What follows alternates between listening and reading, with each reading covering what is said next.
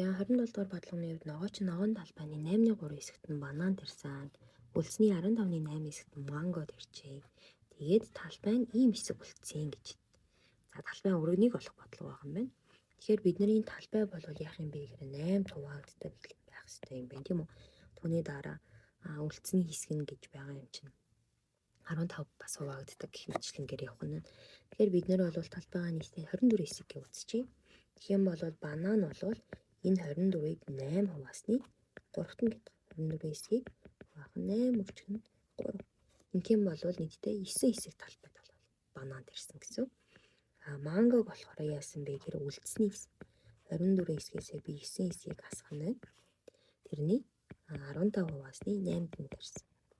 Тэгэхээр 24-өөс 9-ийг хасахаар 15, 15-ийг 1-ийг 8-аар хуваачвал 8 хэсэгт нь манго тарьжээ. Тэгэхээр манго болон банан нийлээд бол 17 хэсэг газар тарьсан юм байна гэсэн. Тэгэхээр биднэрт нийлдэлтэй 24 хэсгээс маань 17 хэсэгт газар тарьсан гэдэг нь цаана 7 хэсэг талбай үлдэнэ. Тэр 7 хэсгийн маань талбай хэмжээ 5600 м². За эндээс хэдүүлээ нэг хэсэг олж болно те 5600-аар 7-д хуваах юм бол нэг хэсэг нь бол 800 м² болно гэсэн. Тэгэхээр хэдүүлээ энэ чинээс яах вэ гэхээр талбай уртыг нөхцөн нийт талбай өргөнийг олох гэж байна. За тэгэхээр нийт талбай чинь 24 юм чинь 24 хэсгээ нэг хэсгийнхаа хэмжээгээр буюу 8-аар өргөжүүлээд өгчээ тий. Тэгэхээр 24-ийг 800-аар өргөжүүлэх юм шүү. Тэгэхээр 800 өргөжүүлэх нийт талбай маань бол 19200 м².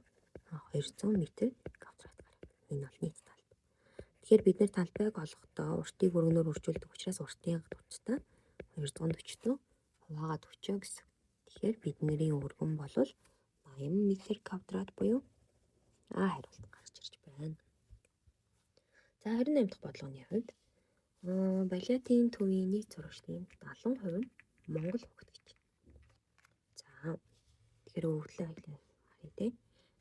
70% нь Монгол хүүхэд. Бусд нь гадаад орны. За тэгэхээр бидний хувьд яах вэ гэхээр Монгол хүүхдүүд байгаа юм байна. Монгол хүүхэд бол 70% юм байна. Тэгэхээр гадаад нь бол 30% юм байна гэсэн. Харин Монгол сурагчдын 75% нь гадаад сурагчдын 3/2 нь эмэгтэй гэж. За тэгэхээр би энэ чэнээсээ өвдлөө яах вэ гэхээр 75% нь эмэгтэй. Тэгэхээр 25% нь эрэгтэй гэсэн үг тийм ээ. 3/2 нь эмэгтэй юм бол 3/1 нь эрэгтэй гэсэн. Нийт 1200 сурагч суралцдаг бол эмэгтэй сурагч эрэгтэй сурагчдаас хэдээр олон бэ? За тэгэхээр одоо энэ чэнээс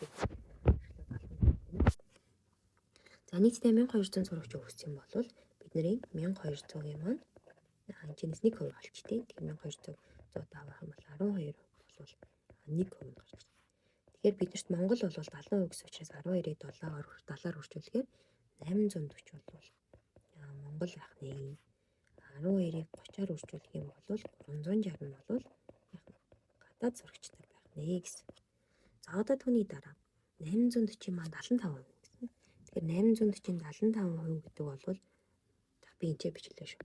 75% гэдэг бол 100-75 гэсэн. Тэгэхээр би энийг 25-д ингээ хараачих юм бол 4/3 байсан бол тэрдэг. Тэгэхээр би шууд 4/3-аар өргөжүүлчих гэсэн. За эсвэл ингээ бичиж яриа илүү хэлбэр байдлаа 4-т хуваагаад 3-аар өргөжүүлнэ гэсэн. Тэгэхээр 840-д 4-т хуваахаар 210. 210-ыг 3-аар өргөжүүлэхээр чинь 630 нь бол эмэгтэй. За 840-оос шууд 630-аа юу хасчих юм бол 210 нь эрэгтэй юм байна. Энэ бол дандаа Монгол сурагчдын хувьд. За одоо түүний дараа 360 нь эрэгтэй байгаа. Тэгэхээр гадаад байгаа 360 чинь 3 хугаасны 2 нь гэсэн. Тэгэхээр 360-ыг 3-т байхаар 120, 120-ыг 2-оор өргөжүүлэхээр 240 бол эмэгтэй. 360-аас 240 хасгаар 120 нь бол эрэгтэй. Энэ бол дандаа гадаад сурагчдын хувьд. За тэгэнгүүт эмэгтэй сурагчдын эрэгтэйгээс хэдээр олон бэ гэсэн. Тэгэхээр нийт эмэгтэйгээ нийт эрэгтэйгийнхэн тоглоё тийм ээ. Тэгэхээр 630 дээр 240-ыг нэмэх юм бол 870 эмэгтэй байсан юм байна.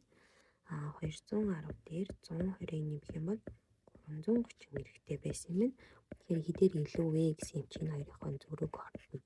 Хасгаар 540-оор илүү буюу гэх хариулт байжээ гэсэн үг.